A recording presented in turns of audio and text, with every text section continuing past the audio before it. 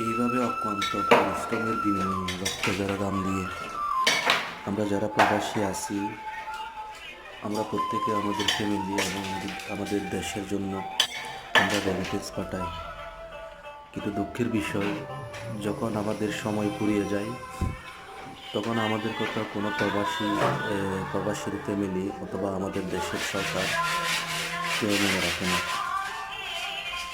তো আমরা সবসময় সবার কাছে একটা জিনিস প্রত্যাশা করি,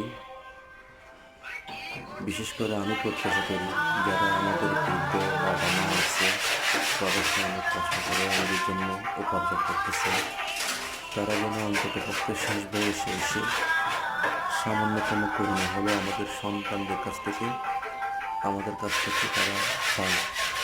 তো একটা জিনিস সবসময় আমরা খুব অত্যন্ত গভীরভাবে যদি চিন্তা করি তাহলে আমাদের অবশ্যই সেই জিনিসটা আমাদের বুঝে আসবে। আমাদের জন্য আমাদের বাবা প্রবাসে কত কষ্ট করে সারাদিন পরিশ্রম করে, আর মাস শেষে যা টাকা পায় সবগুলা আমাদের জন্য পাঠিয়ে দেয়।